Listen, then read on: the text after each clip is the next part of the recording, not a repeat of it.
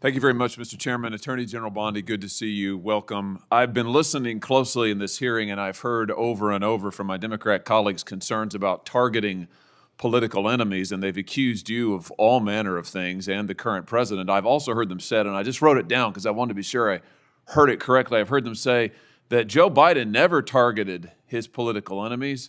Joe Biden never directed his attorney general to target his political opponents. That's interesting, because I could have sworn that yesterday we learned that the FBI tapped my phone. Let's look at it. We've got a list. Tapped my phone, tapped Lindsey Graham's phone, tapped Marsha Blackburn's phone, tapped 5 other phones of United States senators. Gee, it sure looks like targeting political opponents to me, and yet I haven't heard a word from that side of the dais about any concern whatsoever. We've got nothing but concerns today, but no concern at all for a Justice Department that is tapping the phones of sitting United States senators because who knows why. They don't like them. They're members of the opposition party. They're Republicans. They're conservatives. You've seen this document, Attorney General Bondi. What was going on here? Who ordered this? Who ordered the tapping of the phones of United States senators? Senator Hawley, I cannot discuss the details of that right now for very good reason. You're going to do a thorough investigation into this, I trust. Is that correct? We will be looking at all aspects of this, and I have talked to Director Patel at length about this. And you're going to figure out who was involved in this, who signed off on it, who knew about it. You're going to get to the bottom of all of it. Is it correct? Yes, and I've spoken to Director Patel about it, and he is committed to doing this. Well, I can tell you, we already know many of the details. We already know that this was ordered by the Special Prosecutor, Jack Smith, who reported directly to the Attorney General of the United States, Merrick Garland. And we know that Jack Smith was on his witch hunt because he was directed to do so by the President of the United States, Joe Biden. Let's just remember. Let's take a walk down memory lane. April 2nd, 2022, the New York Times. Garland faces growing pressure. The Times says as recently as late last year, that would have been 2021, Mr. Biden confided to his inner circle he believed former President Trump was a threat to democracy and should be prosecuted. It goes on to say that Biden was frustrated with Garland and wanted him to take decisive action against Trump. Here's what we're talking about. Trump, of course, was a private citizen at the time. So he appoints his own hitman, Jack Smith, who goes after the president, former president, who goes after members of this body. You know, the thing about it, though, that really strikes me is that it didn't stop with members of the United States Senate. Did it, Attorney General Bondi? It didn't stop here at all. I mean, just as egregious, maybe more so than tapping the phones of U.S. senators, is this memo that I know you've seen before. Let's just look at it again. This is an FBI memo from the same time period, I might add, from the same time period, in which the Federal Bureau of Investigation attempts to recruit informants into Catholic parishes in this country. So here you have an administration that is activating the FBI against its political opponents and tapping the phones of United States senators. Can I just say that again for my colleagues, for the benefit of my colleagues on the other side of the dais? Tapping the phones of United States senators. This isn't hypothetical. This isn't maybe what will you do in the future. This isn't, oh, gee, can you imagine a situation? This happened. This happened. And this happened, the targeting of Catholics in this country because Joe Biden and his FBI didn't like Catholics who went to a certain kind of mass. I mean, good God in heaven, what is happening to this country? What happened under Joe Biden?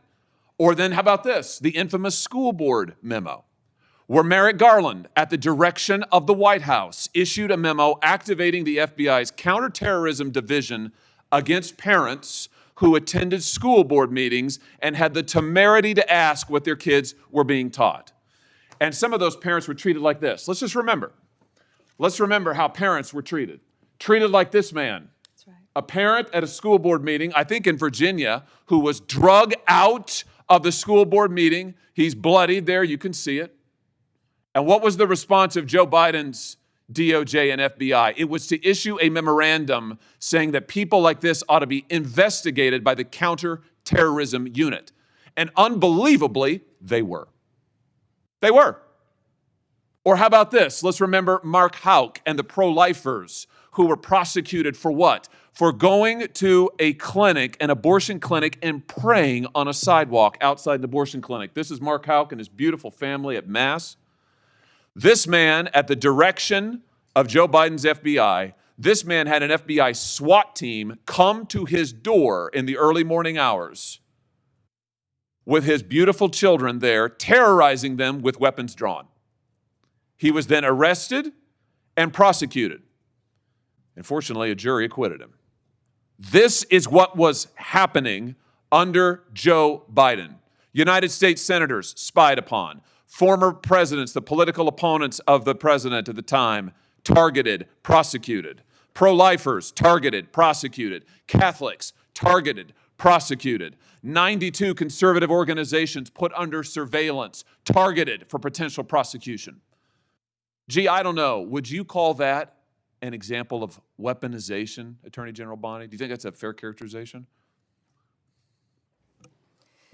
Senator Hawley, that is the ultimate weaponization. And weaponization under Donald Trump has ended.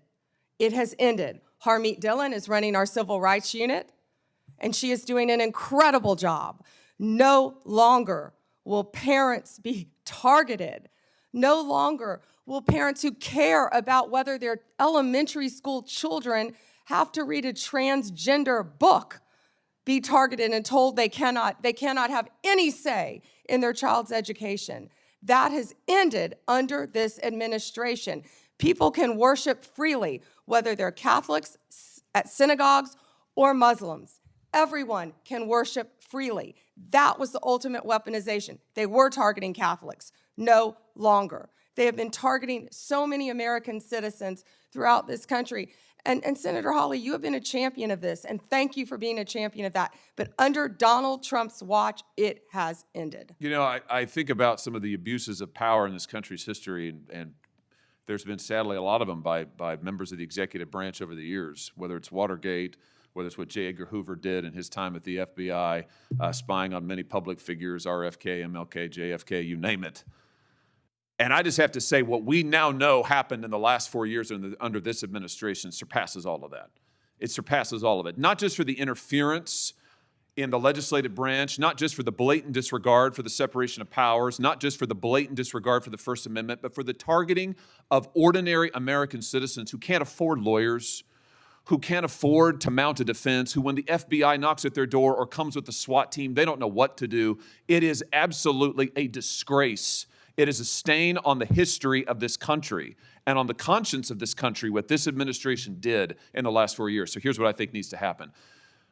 Madam Attorney General, I think we need a special prosecutor to be appointed whose sole responsibility will be to get to the bottom of what has happened in every instance that I have just named. I think we need to know exactly who approved the wiretaps on United States senators, who knew about it, what agents were involved at DOJ or the FBI. I think we need to know exactly who signed off on the Catholic memo, the spying memo, who was involved with it, how far did it go. I think we need to know exactly who authorized the prosecution of Mark Houck, who terrorized pro-lifers and tried to intimidate them. I think we need to know. And Mr. Chairman, this committee needs to do oversight hearings. We need to have thorough hearings into what has happened these last 4 years and this abuse that has now just been uncovered, because we have to ensure that it stops. As you just said, Attorney General Bondi, we have to ensure that it stops. This chapter in American history needs to come to a close, never to be opened again. The use of the most powerful law enforcement bodies in the world against ordinary citizens and political opponents must end once and for all. And we have a chance to do it, and it needs to be done with a thorough investigation, full transparency, and those who violated laws need to be prosecuted. I thank you for what you're doing, Attorney General Bondi. I hope that you will launch a thorough investigation. I hope you'll appoint a special prosecutor. Mr. Chairman, I hope we'll hold hearings. And with that, I yield.